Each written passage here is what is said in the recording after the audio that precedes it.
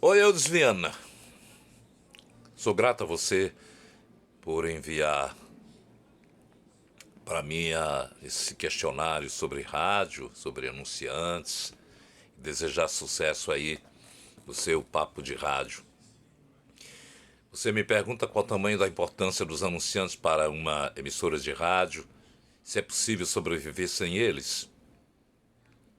De antemão, eu acho até difícil uma empresa de comunicação viver sem anunciantes. É evidente que nos dias de hoje existem meios de superar isso. Quando um departamento comercial ou a emissora não tem a audiência que os anunciantes a procurem, existem mecanismos, por exemplo, do rádio e na TV, de se adotar matérias institucionais falando sobre o desempenho das emissoras, das empresas de TV ou rádio. Efetuam-se reportagens que passam pelo departamento comercial e são feitas como se fosse uma notícia comum. Na verdade, no jornal, me lembro até o tempo, tinha que se colocar chamava-se um sutiã, lá em cima da cabeça da matéria, do título da matéria, da manchete, informe comercial. Então, hoje em dia se faz isso na TV e no rádio, mas não tem essa exigência. Você me pergunta se eu acredito que um anunciante possa influenciar no modo de fazer rádio. Olha, dependendo da emissora, se for um anunciante bom e a emissora estiver derrubada, como se diz no popular, eles estão aceitando tudo. Há casos e casos. Depende da filosofia de trabalho da empresa, do nível de consciência do empresário, de condicionar regras que devam ser obedecidas pelas duas partes. Isso é uma verdade. No passado, há exemplos curiosos de empresas que ditavam a maneira como queriam anunciar, não utilizavam agências de propaganda e faziam do próprio, punham uma folha de papel ao maço, um anúncio para 30 segundos, onde colocava quase todo o estoque da loja. E a gente tinha que se virar para dar aquilo dentro do tempo. Então havia costos, claro, que a emissora fazia, mas mesmo assim era algo inimaginável. Por exemplo, a hora certa que a Rádio Iracema nos anos 70, 60, 70, colocava no ar, era algo assim estranhíssimo. Casa Bicho, o rei dos chapéus finos, Cury e Ramezoni. Casa Bicho, o gravateiro dos elegantes. Casa Bicho, dizia outra frase lá. E a Casa Bicho informa a hora exata de Fortaleza. O locutor chegava e dizia tantas horas. E entrava um jingle com outras ofertas, o que é realmente incrível. Também avançamos hoje. Hoje o cliente já não é quem dita a propaganda, mas uma boa agência. No passado, também Rádio Iracema, lá no Iguatu, onde eu comecei minha vida profissional, tinha uma Casa Carvalho, uma casa vendia eletrodomésticos, e o proprietário fazia aos domingos de meio-dia às 13 horas um programa, onde a cada final do programa ele dava, e atenção, vamos agora dar a lista dos que estão endividados, que não pagaram as contas do mês passado. Fulano de tal, da rua tal, está devendo a terceira prestação da geladeira que comprou. Era desse jeito. Imagine o Código do Consumidor naquela época, como não estaria fechada a loja, hein? Você pergunta se o surgimento da rádio web interfere nas vendas comerciais de uma rádio convencional. É aquela velha disputa, olha, a televisão chegou, vai ser o fim do rádio. O rádio está aí, mais vivo do que nunca. Há espaço para tudo e todos, dependendo da criatividade, de qualquer meio, seja a rádio convencional, na web, o importante é o conteúdo que ela ofereça. O anunciante vai se interessar em saber que anuncia numa empresa de audiência, claro, que tenha retorno, de respeito, que tenha público, que o anúncio do seu produto vai ter algum retorno.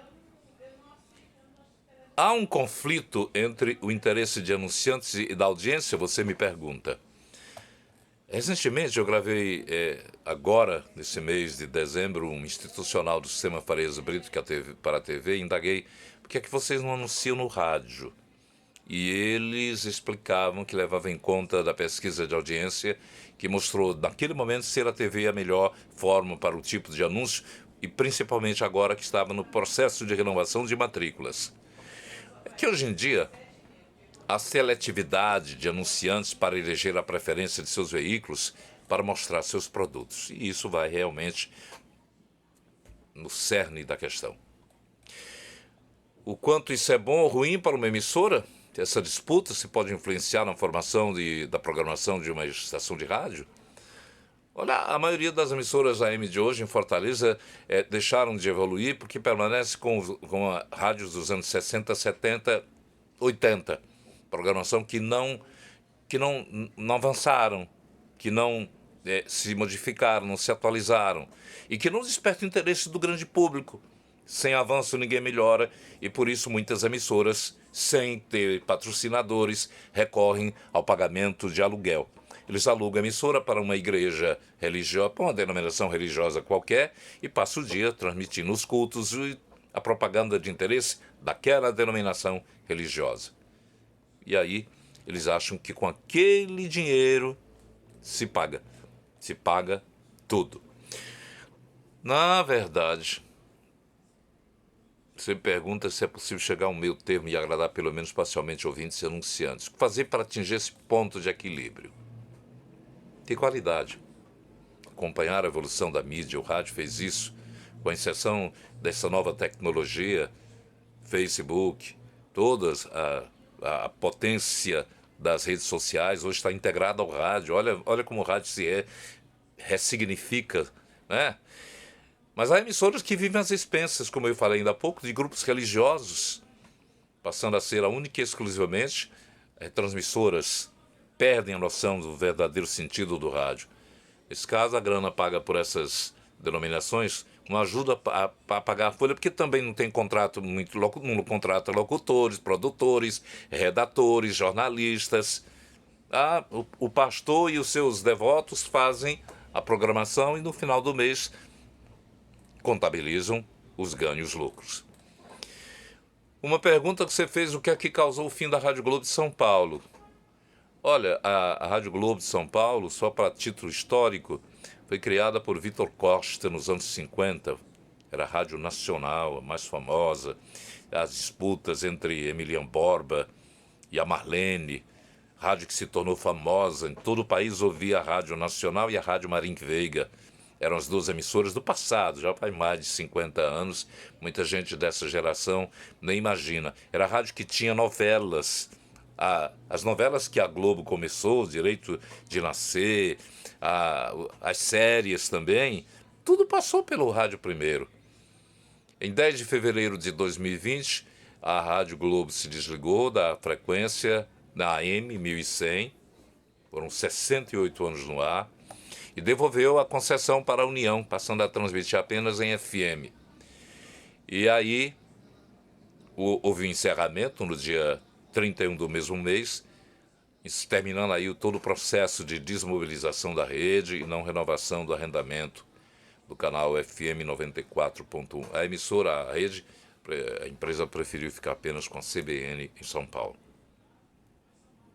Se eu fui realmente útil para você, agradeço a gentileza, sucesso, gosto muito do seu trabalho no rádio como repórter e como um estudante que está se aprimorando para ficar ainda mais um grande profissional, que eu desejo que você chegue a isso.